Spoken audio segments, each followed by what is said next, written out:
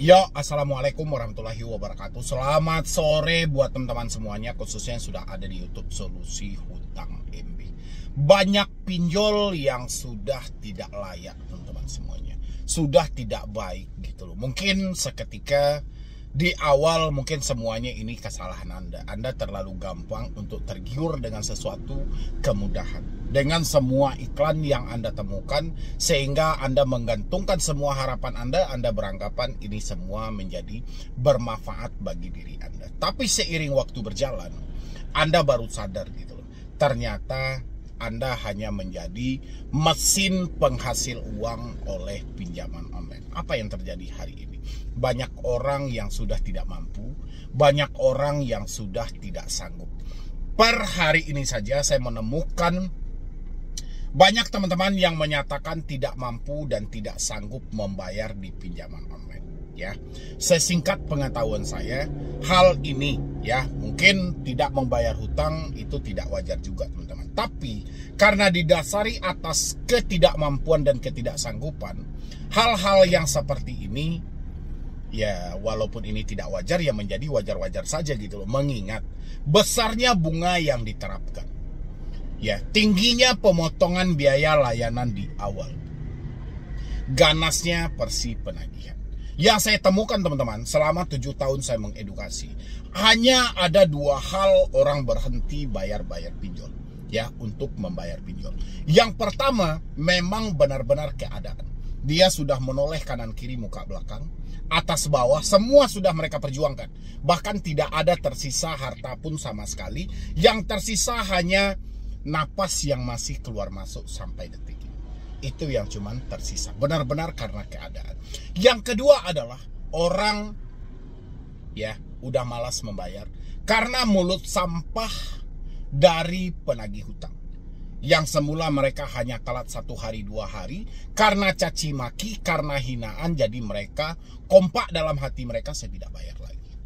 Ya, 2 hal ini saya temukan selalu teman-teman. Walaupun ada 1 hal lagi sebenarnya, memang sengaja meminjam untuk tidak mau bayar, tapi saya kesampingkan hal itu karena menurut saya itu bukan rombongan mereka yang menjadi korban pinjol, tapi mereka adalah rombongan perampok online atau komplotan perampok online dengan mengaku-ngaku sebagai korban dari pinjaman online.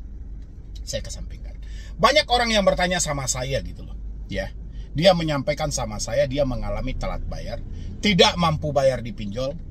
Yang dia sampaikan pinjolnya itu aja teman-teman. Kalau nggak ada pundi pasti kredit pintar. Kalau nggak kredit pintar pasti samir. Kalau nggak samir pasti masuknya ke tunaiku. Kalau nggak di aku laku, kalau nggak di kreditku. Semua berakhir dengan ketidakmampuan. Semua berakhir ketidaksanggupan. Saya mengambil satu kesimpulan teman-teman. Pinjol adalah solusi alternatif untuk memiskinkan dan mempersingkat umur. Kenapa seperti itu? Rata-rata orang yang sudah meminjam pinjol berakhir dengan kemiskinan dengan ketidakmampuan mereka. Rata-rata orang yang meminjam pinjol ya banyak yang sakit, stroke, serangan jantung dan segala macam. Banyak hal lagi gitu loh yang ditimbulkan dampak negatif dari pinjaman online ini gitu loh. Ya walaupun tipu muslihat mereka itu sangat luar biasa, tapi teman-teman juga kadang gila juga teman-teman. Udah tahu duit nggak ada, udah tahu pekerjaan sudah nggak ada, Anda sudah resign, Anda sudah tidak mampu bayar. Kenapa sih hal-hal yang tidak penting itu Anda pikirkan gitu loh? Salah satunya memikirkan Galbay di sini aman nggak sih? Emang kalau tidak aman duit Anda ada? Kan enggak. Ya enggak sih? Ya dengan Anda bertanya seperti itu, ini jadi keliru teman-teman. Jadi seakan-akan kita keluar dari jalur ini. Keluar dari kenyataan ketidakmampuan tadi. Ya, harusnya persetan aja. Mau aman tidak aman, hari ini kita masalahnya duit kita nggak ada loh. Ingat dulu Anda meminjam karena uang Anda tidak ada. Ingat juga sekarang Anda tidak mampu bayar karena uang Anda juga tidak ada. Berarti sama-sama duit tidak ada. Harusnya yang teman-teman lakukan adalah bagaimana yang tidak ada ini menjadi ada. Bukan malah menyibukkan ini Galbay aman atau tidak.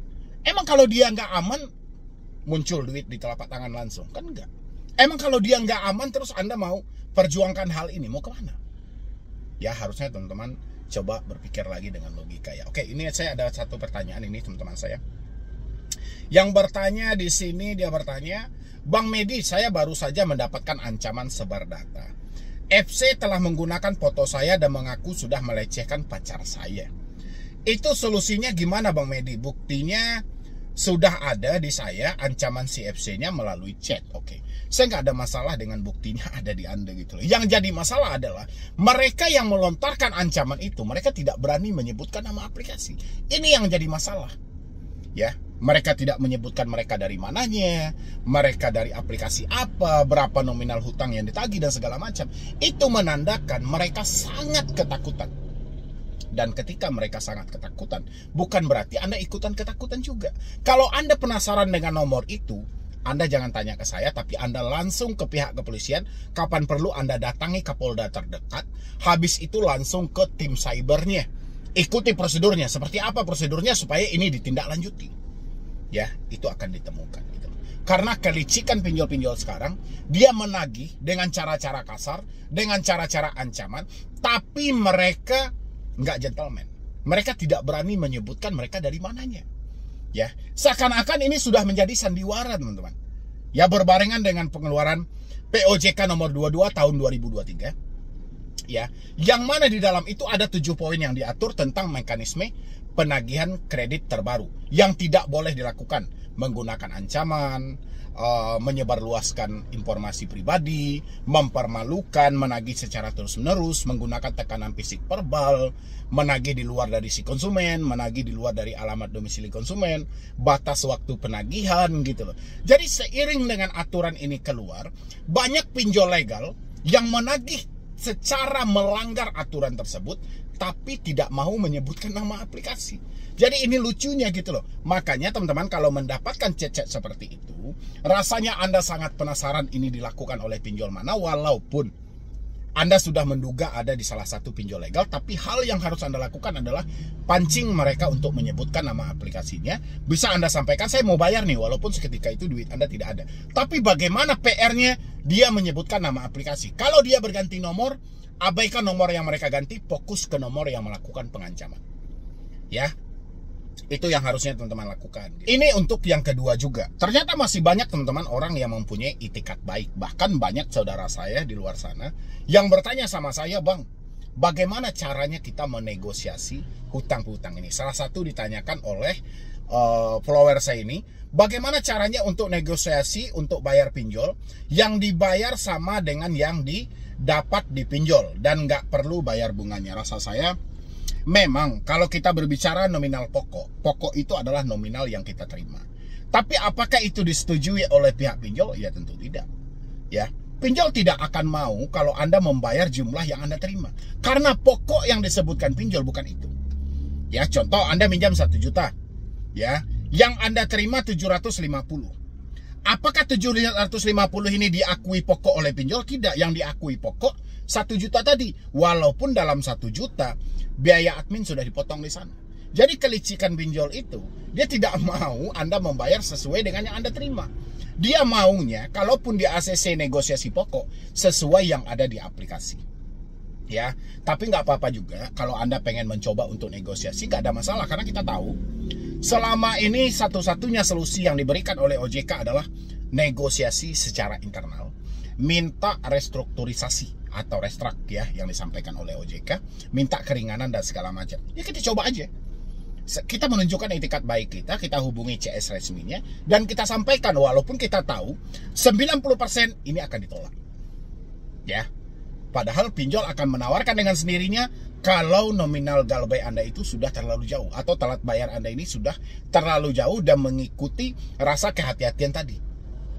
Ya contoh, sudah melebihi dari 90 hari. Itu kan sangat hati-hati mereka, sangat rawan dalam posisi itu gitu. Daripada mereka rugi total, mungkin mereka akan menawarkan pokoknya. Tapi balik lagi, pokok yang mereka tawarkan bukan berapa yang kita terima, tapi berapa yang tertulis di aplikasi ya. Itu kelicikan mereka, teman-teman. Habis itu lagi di sini, sore Bang, saya follower Abang yang di YouTube. Terima kasih edukasinya ya Bang, mohon dibantu dong. Saya sedang terlilit hutang pinjol satu aplikasi. Saat ini sedang tidak mampu bayar. Step apa saja yang harus saya lakukan? Terima kasih. Mungkin kalau Anda bertanya step apa yang harus dilakukan.